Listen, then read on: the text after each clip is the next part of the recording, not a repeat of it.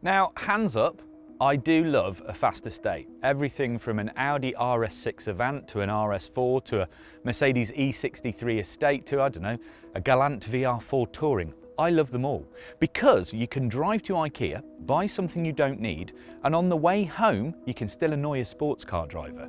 Don't judge me. I am quite childish, but I still own a dog.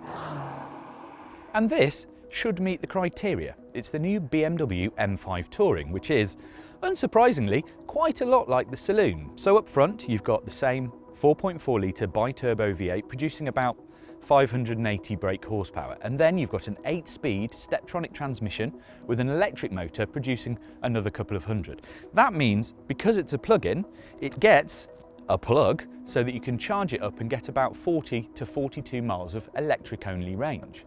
But this thing has a total system output of 727 brake horsepower and 737 pounds-feet of torque. It's only 0.1 of a second slower than the Saloon to 62, doing it in 3.6 seconds, and it'll do 155 miles an hour or 189 if you option the M Drivers package. It's got the same active differential at the back and the same really trick all-wheel drive system that you can actually make just rear-wheel drive if you want to do burnouts in that IKEA car park. It is essentially the same car as the Saloon, until that is, you get to about here.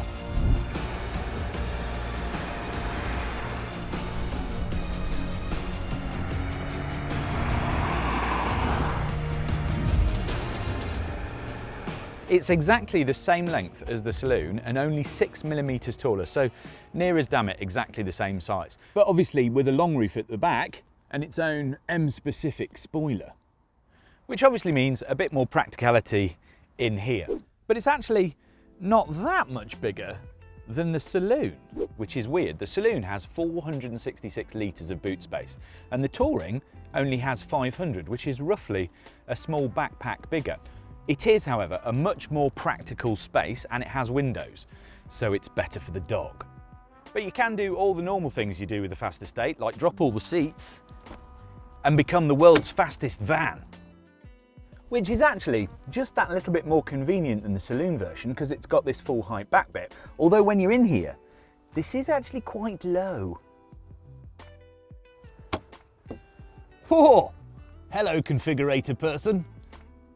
So, as you might expect from this position forwards, it's pretty much exactly the same as the M5 Saloon. So, you have a very large bank of curved screens, which are all very clear, very responsive, just really nicely done. Slightly complex and there's a lot of things going on. There's a big head-up display, which is very colourful, it's very big and it's all animated, so it's slightly distracting, but there's a lot of stuff.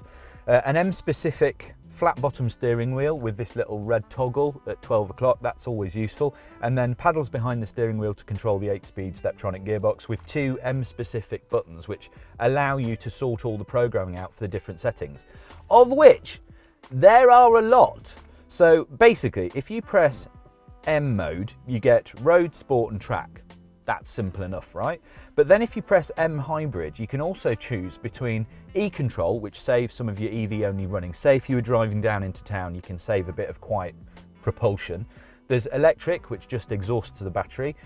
Hybrid, which gives you the best MPG. And then if you option the M Drivers package again, you can have Dynamic or Dynamic Plus. Sounds like a lot, doesn't it? That's nothing. If you press the setup button, you can then change pretty much every parameter on this car. So drivetrain, comfort, sport, sport plus, energy recovery, which is the brake recuperation, drive logic, 3 different things for that as well. Chassis, you can have comfort, sport and sport plus. Steering you can change. You can even change the feeling of the brake pedal, so you can have it comfort for in town and sport if you're doing some track driving. You can change the 4-wheel drive system from 4-wheel drive to 4-wheel drive sport, which makes it more rear biased, but it's still all-wheel drive. And then you can have a 2-wheel drive setting that just powers the rear wheels. You can even change the sound. There is an awful lot going. Now, obviously, once you've chosen a couple of your favorites, all you do is you program them to these 2 buttons, M1 and M2. And then as soon as you click those, you get that setup. So it's not as complicated as it sounds, but it can be quite overwhelming when you first get to it. Other than that, it is a very comfy car. I really like these M5 specific seats, and you can have different things, like you can have a panoramic sunroof or a carbon roof. You can have loads of different packages. The one that I think a lot of people are going to go for is a thing called the Ultimate Package, which costs 19.5 grand, for which you get pretty much everything. And the drivetrain itself is actually really interesting. Somewhere down there is an 18.6 kilowatt hour battery, and that should give you between 40 and 42 miles of EV only running. And it works. You can sort of diddle around in all electric mode, and then as soon as you really hammer the throttle, the V8 powers itself up and you've got the full 727 brake horsepower. It's a very easy car to drive slowly, and then when you go faster, it's got some guts.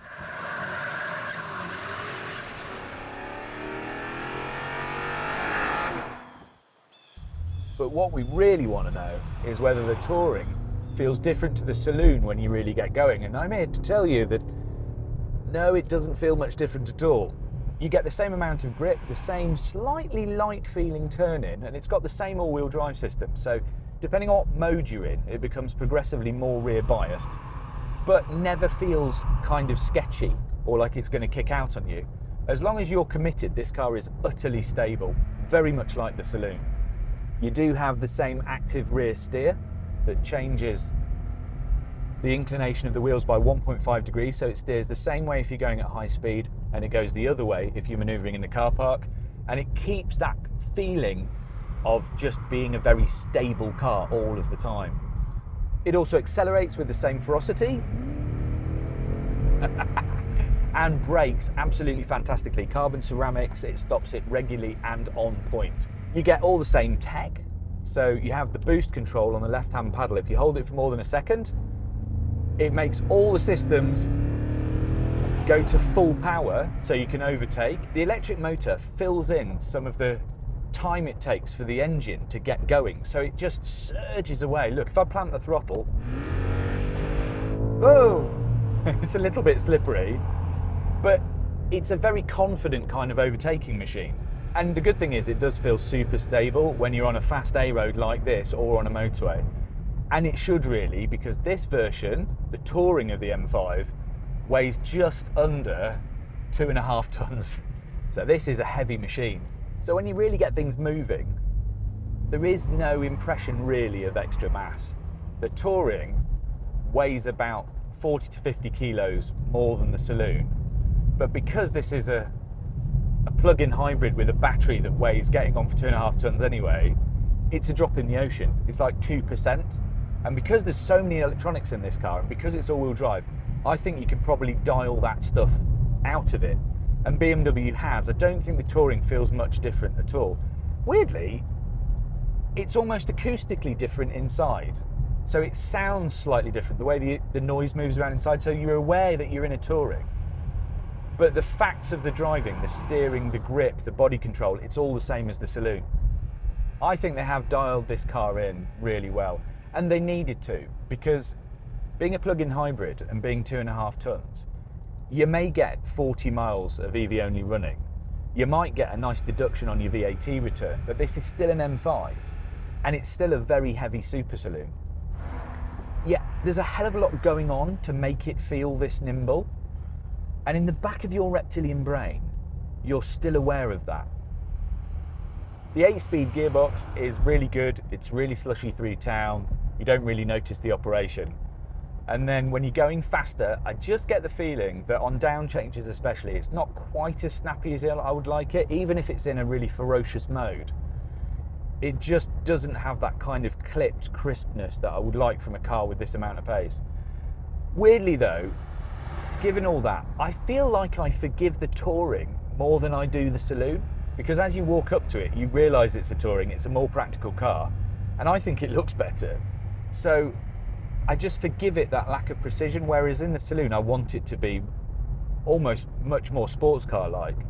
This feels like a big bruiser, and it's almost for scything around, not nipping. It's not a sports car, it's a super saloon, or a super Touring in this case.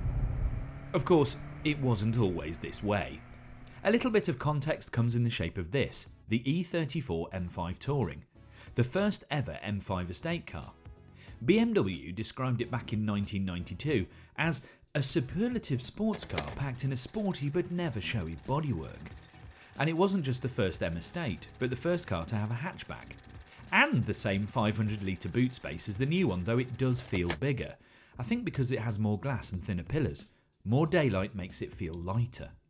1992 didn't know how good it had it. In fact, I'm going to call 1992 right now. Oh, I've pulled it out. I can't figure out how to get that out of there. In fact, I'm going to phone 1992. 1992, I love your cars and I want to keep them all. Thanks, especially this M5. Sell those stocks. Sell, buy, etc. Other cliches. Was that the 1980s? It has the same S38 3.8 litre straight six that was derived from the one in the M1 supercar. And in this iteration, it's got about 340 brake horsepower at just under 7,000 RPM, about 290 pounds-feet of torque. But this is an estate car that back in 1992 could get from rest to 62 miles an hour in a little bit over 6 seconds, which when estate cars were considered a bit frumpy, that was properly saucy. And the thing is, these are quite rare as well, because they only made about 891 of these things, because there was no actual production line for M5 Tourings. They had to hand finish them after pulling them off the production line. And the weird thing is that even though this is a really old car, it's still got great dynamism about it. Yes, you do have to kind of turn it in and wait for it to settle before you can just boot it in the new one. This one you have to settle down, get it into a corner and feed in the power. And even though there's not those great big visceral hits of power that you get in the new one, listen to this.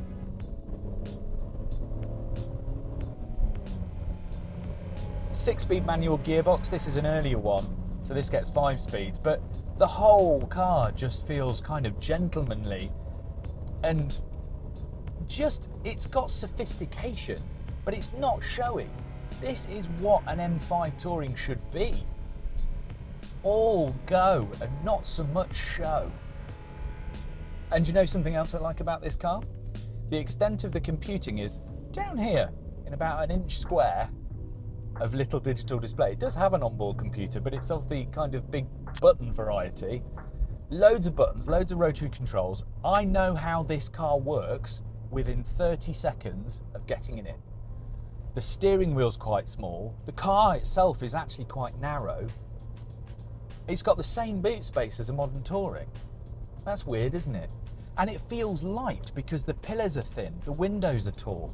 Everything about this car screams vintage, almost. And yet it feels tight and it feels fast and it's involving. You don't need 300 different modes. One of the reasons why it hasn't quite got the precision of the new car is because it's on those absolutely awesome Ninja throwing star wheels, which are a lot smaller size and they've got taller tyres, which means that it's got better ride quality, but it hasn't quite got that turn-in that modern cars have because it's just got that squish in the tyre. But I like that. I like the car telling me what's happening for a bit more than just suddenly turning in and losing grip. I appreciate the feel of this car. I know where everything is, and I've been in this car about half an hour, and I know it intimately already. It's got rear-wheel drive. It's got a bit of traction control. You know, this is what I used to lust after as a kid. And the weird thing is, it's as good as I hoped it would be.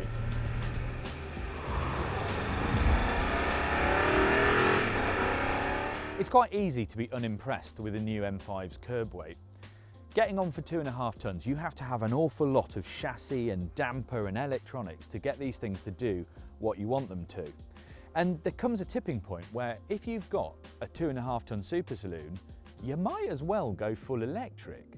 But you know what? There is no doubt that the M5 Touring is an exceptional piece of kit. It's got all of that performance with a good dose of practicality, and I actually think this looks way better than the saloon. So what do you think? M5 Saloon or M5 Touring? Let me know in the comments.